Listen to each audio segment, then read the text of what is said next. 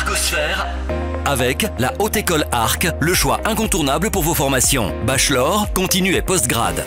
he-arc.ch. Fraîchement diplômé du master en conservation-restauration de la Haute École Arc, Antonin Père nous parle aujourd'hui du travail de diplôme qu'il a réalisé en partenariat avec une entreprise de conservation-restauration du sud de la France, Acoros, et l'institution responsable de l'archéologie sous-marine en France, le DRASM. Il s'agit d'une caisse qui avait été retrouvée dans une épave au fond de la Méditerranée, à Frontignan, en 2004. Antonin, bonjour. Bonjour. Quel était le problème de cette caisse exactement ? Alors cette caisse, elle a passé environ 160 ans sous l'eau, de 1839 jusqu'à sa découverte en 2004 par des plongeurs qui pratiquent l'archéologie sous-marine. C'est la SRS-SMF, qui est une association de Frontignan. Elle se trouvait au bord de l'Amphitrite, c'est un navire marchand qui assurait la liaison entre les Antilles et la France, et ce navire a échoué en 1839.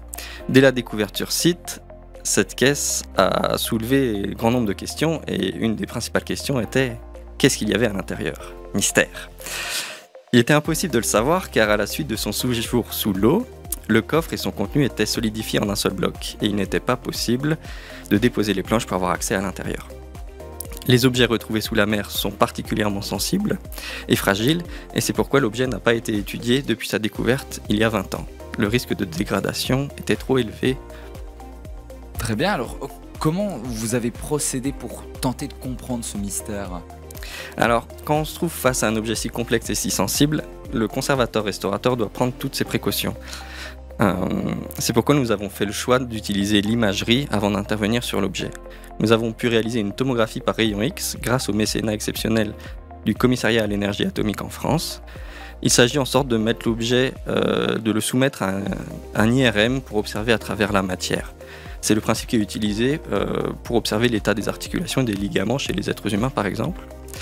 Une fois obtenues ces données, nous les avons traitées numériquement pour visualiser et comprendre la position de chaque objet à l'intérieur, différencier les matériaux en attribuant des couleurs en fonction des informations obtenues. Bon, et alors quels sont les résultats auxquels vous êtes parvenus ? Alors, le fait d'avoir exploité les méthodes d'imagerie en amont a permis de comprendre le contenu de la caisse et de gagner un temps précieux pour dégager du temps disponible pour la restauration de son contenu.